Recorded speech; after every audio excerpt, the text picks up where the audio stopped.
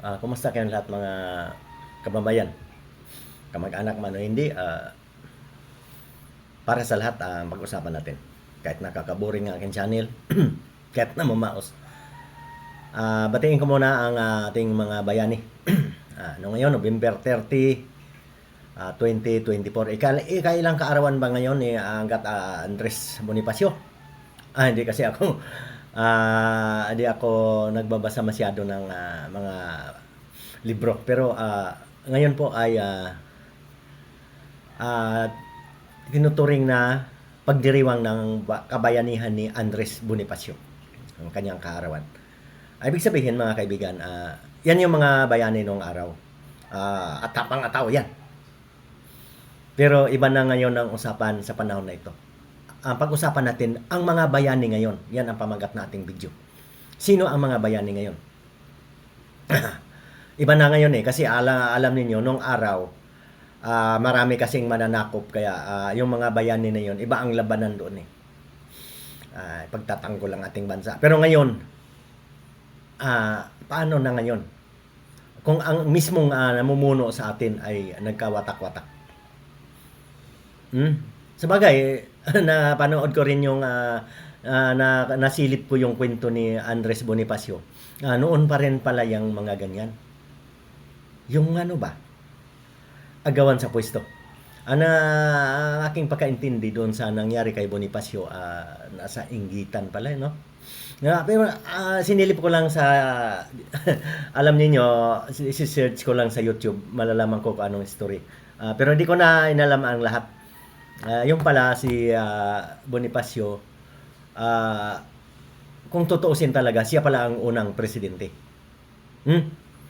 Tapos sa tingin ko mabait si Bonifacio magpagbigay, nagkaroon ng botohan at si Aguinaldo ang parang nahalal. Kaya nung ang sinabi na si Aguinaldo ang unang presidente. Pero dito napakinggan ko rito, ayaw ko lang iano kasi makapiright ako.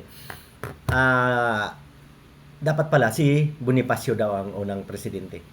Pero wag na natin pag-aano yung nakaraan. Ngayon ang pag-usapan natin mga kaibigan. Sino kaya ang bayani? Yung bayani ngayon. Iba kasi ang panahon noon kumbaga sa gana pa sa kabuhayan noon nung araw pag marunong ka lang manguha ng ginto o laki ng lupa. Di ba? Kumbaga sa ngayon, ang bayani ngayon, alam niyo naman, laging binabanggit ng ating kung sino man namumuno sa ating bansa. Alam niyo na, ang mga bayani ngayon ay yung nakaambag sa bayan. Yung mga OFW, laging binabati.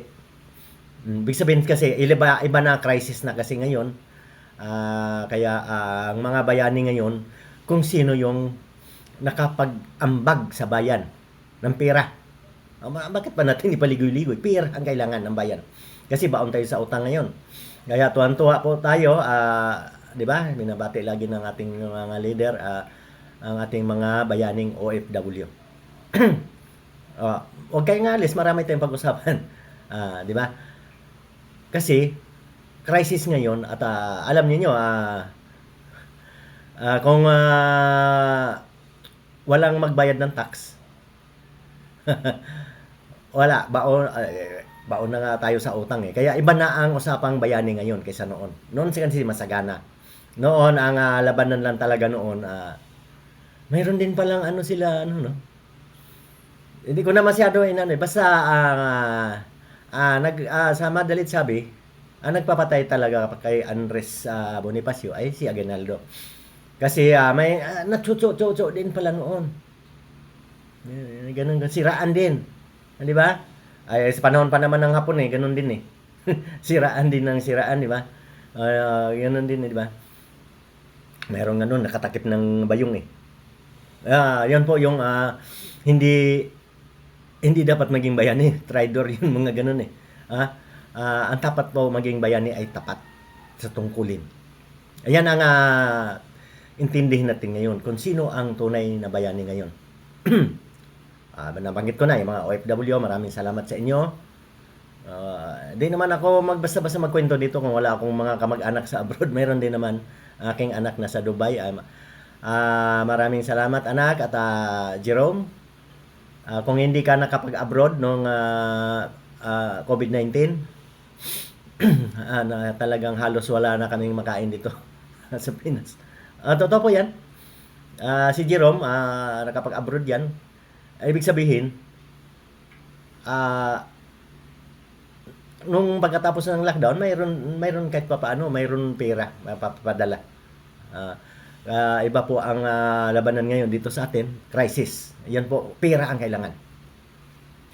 Tutumbukin na natin kasi malapit ng oras mga kaibigan. Sino ba talaga ang tunay na bayani ngayon? Pera na eh.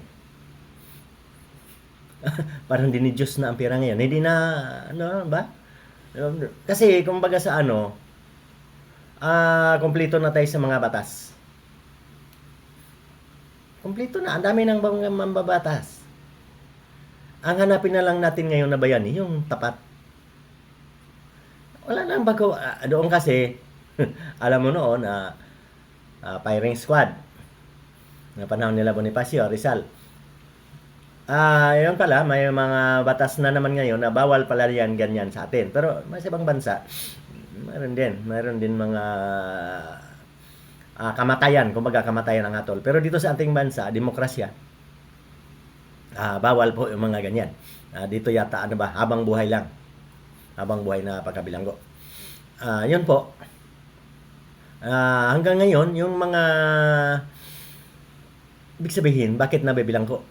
Ang tao nga kasi, hindi pantay-pantay ang ugali. Hindi naman natin sabihin masama. Mayroong hindi mabait. Mayroong mabait. Mas kukunti ang mabait. Kaya karamihan, kaya mantong sa kaguluhan, kahit sa mga natin, kung napapansin niyo sa ating mga namumuno, pag yung mga labanan, ano ba labanan ngayon? Kung sinong maupo sa trono. Di ba? Pero hindi kagaya noon na pwede ka nung tagain lang eh. Ngayon maraming batas. Kaya ang pasimple lang ngayon kung mag-away diyan sa kamara. Pero lahat yan uhaw sa kapangyarihan. Yan po pagkatandaan natin at sana makuha natin talaga ang tunay na bayani na mamuno sa ating bansa. Yung mabait talaga na hindi makasarili. Yun po, sana matapos na yung bangayan dyan at para tayo sa hirap na nga ng buhay ngayon, sana matapos na po yung kaguluhan sa ating mga leader.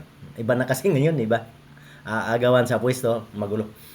Sige, ito ang panghuli mga kaibigan. Isa pang mga para ituring kang bayani sa pamilya. Ako, hindi naman ako magbubuhat ng sariling bangko. Ang aking pamilya, nagabayan ko. Bago ako pumasok sa isang buhay may pamilya, pinaplano ko kung paano. Hindi ako padalos-dalos kasi kung sarili ko lang ang iniisip ko, doon pa lang sa Mindanao o saan man, sa Cebu, nagkapamilya na ako doon. Inisip ko kasi, ang aking sarili nga, hirap kong buhayin. Yung nasaksi dyan sa Dumingag, kung saan-saan na ako tumutulong sa mga gawain para makakain. Saksi dyan sila, Antinil pa, lahat dyan, na mga nakakilala sa akin. Mga Lara family, pasensya na kayo, na mga hindi kagustuhan nangyari. Nakikita nyo naman, tinuturing ko kayong kamag-anak, masigit pa kaysa sa aking tunay na kamag-anak. Kasi nakakakain po ako sa inyo. Doon sa kay na Manoy Pransing. Binabati ko kayong lahat sa kabilang buhay, pati si Mama Suela. Sige, tapusin na natin baka mag-aiyakan pa. Yun po, ngayon, ang tunay na bayani, mabait, manunungkulan ka man sa ting bansa o hindi. Ngayon, para sa akin, makikita natin ang kabaitan sa loob ng pamilya. Kung magabayan mo ang iyong anak, di ko naman sinabi na ibig sabihin na bakit ako nakapagpaaral ng mga anak, may pera ba ako? Muntik nga ako mamatay sa gutom. Saka walang makain dahil ako'y palaboy-laboy dahil sa mga problema na hindi ko kagustuhan.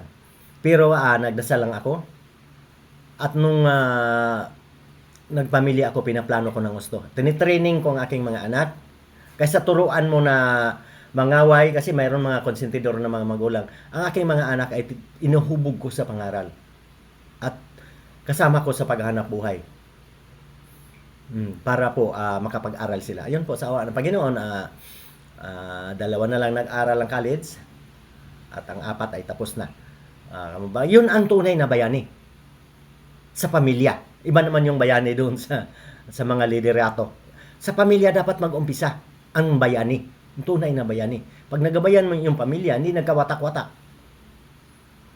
Kung napaaral mo, mas maganda. Pero kung hindi ko naman pinipilit na kaya mong paaralin lahat, kung hindi talaga mapaaral lahat, basta nagkakaisa ang buong pamilya.